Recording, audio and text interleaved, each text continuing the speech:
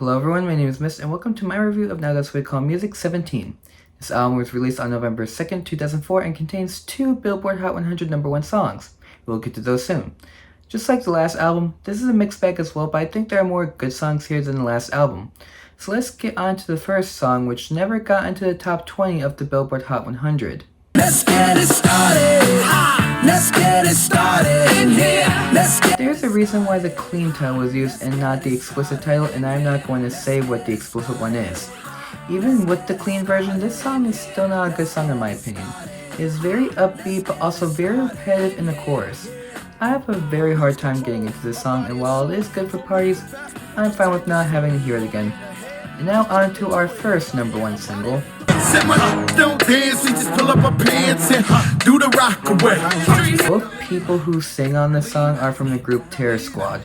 This song is the same as last song for me, except I like the instrumental better. I also think the vocal performances are better, which to me makes this a more well-made song. I don't usually like hip-hop songs like this, but for what we have on this album, I'll take it. Now going from a #1 song to another #1 song.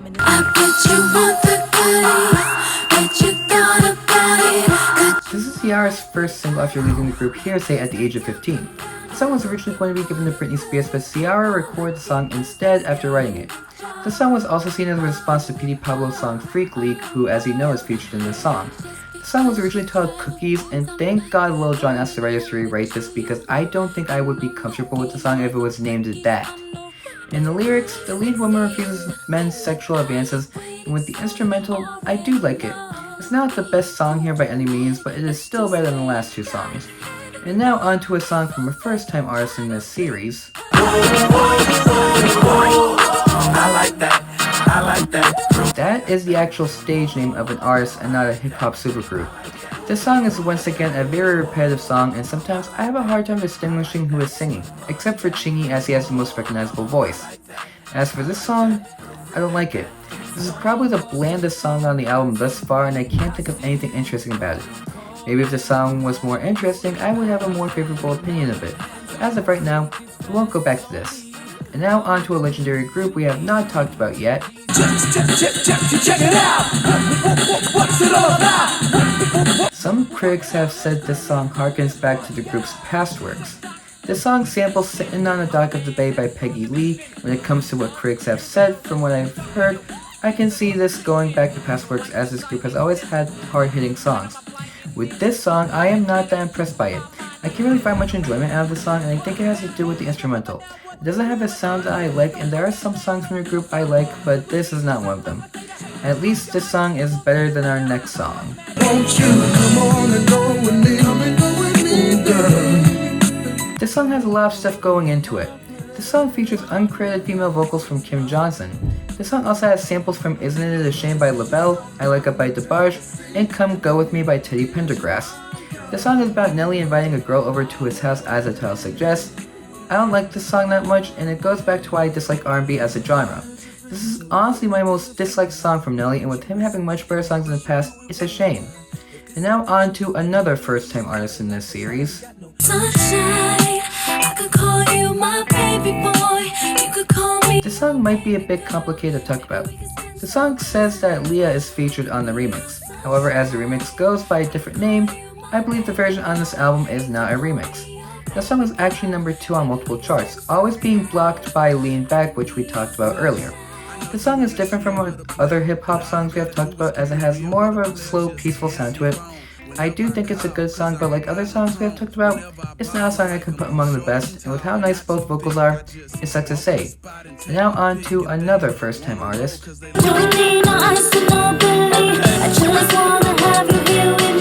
There's not much background-wise to this song. The song features uncredited vocals from Sadia. The song I don't like at all. The song has a nice instrumental to it, but I can't say that I like it all that much.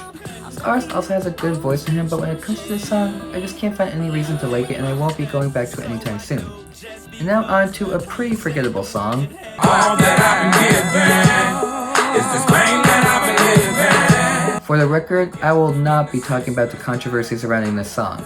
This song is actually what is called a protest song, which is a song associated with the movement for protest and social change. The song also has a sample of the song Mandrake by Gone throughout the song. This song also has a follow-up song called What If that is not being covered this month. Like I said, this song is very forgettable, and after looking at the controversy, I don't have a desire to do so. Our next song, however, is much more memorable. And I get locked up, they won't let me out.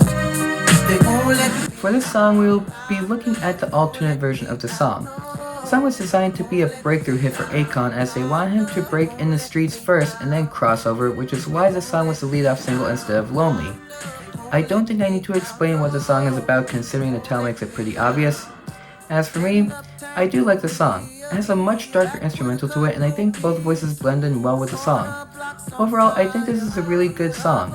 Just don't look up the explicit version. There's a reason you hear the clean version here. And now on to someone I have praised in past reviews. You ain't got to buy nothing, it's not what I want, baby. This album doesn't include Bow Wow as a credited artist, although he is credited in other versions. Compared to other JoJo songs, this one feels underwhelming and unfinished to me. I just don't find much enjoyment out of this song, which is disappointing, especially compared to last month's song from her.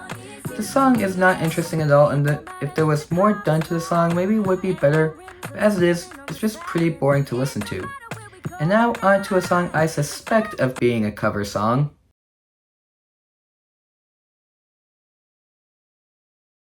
This is the only song that did not break into the Hot 100 on this album.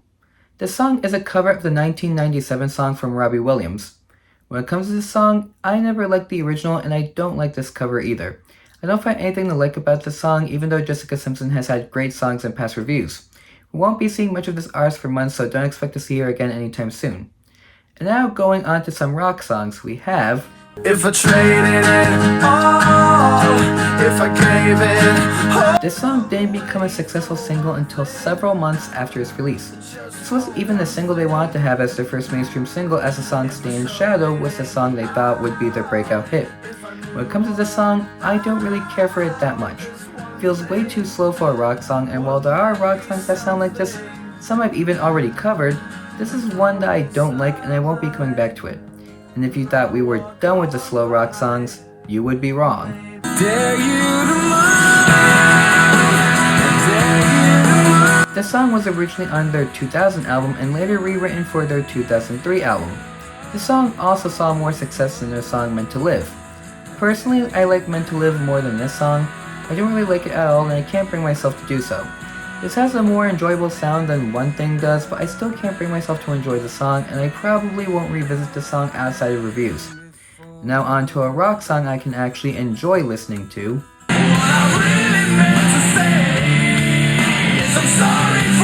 This song is the band's first song they ever recorded. This song really did sneak up on me because it took a second listen on this album to actually realize that it was a good song.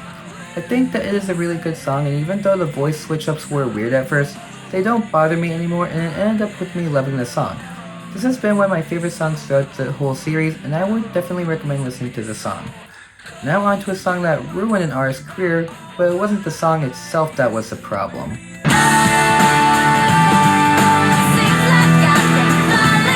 If you saw what happened on SNL, then you know why this song ruined her career.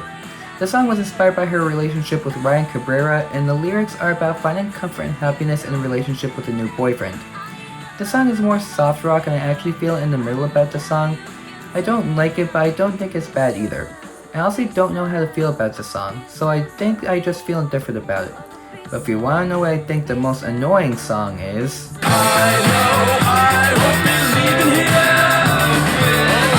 I find this song very annoying. The song is one of the reasons why I had low expectations for the album the band released this year. The band wrote this song the year after the band was formed back in Glasgow, Scotland. Apparently, the idea for the song's theme came from watching a sniper's duel in the film Enemy at the Gates, saying that it was a good metaphor for the relationships they find themselves in. I'm not even going to understand what that means, and I have a very huge dislike for the song. Once again, it has a call and response format I hugely dislike in music. Plus, the instrumental sounds terrible on the song. It's not the worst song I've heard from this group, but if you want me to recommend any song from this band, listen to their album The Human Fear released earlier this year. It has much better songs. And now, if you are a nostalgic person,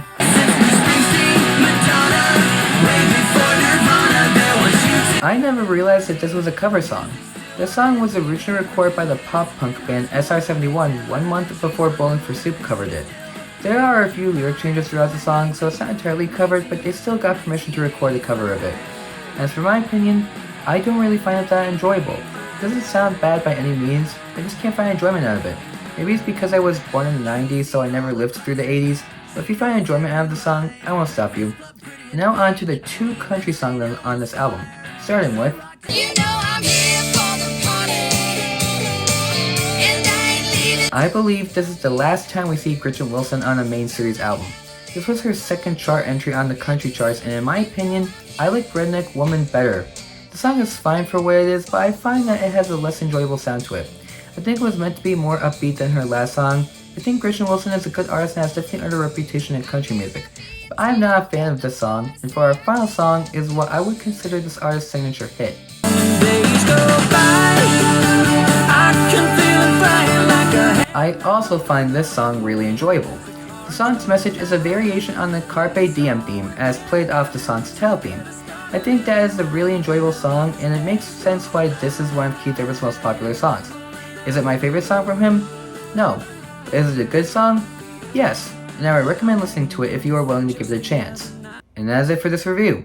And although it didn't have the greatest start, it ended with the best music. My favorite song from this album is Cold by Crossfade, as I think it is a very enjoyable rock song. Other songs I like will be in the description below, and next time, although I don't have a physical copy of it, that won't stop me from reviewing it, especially since we're going back to talking about music videos. Until then, my name is Miss, and I will see you all next time. Take care.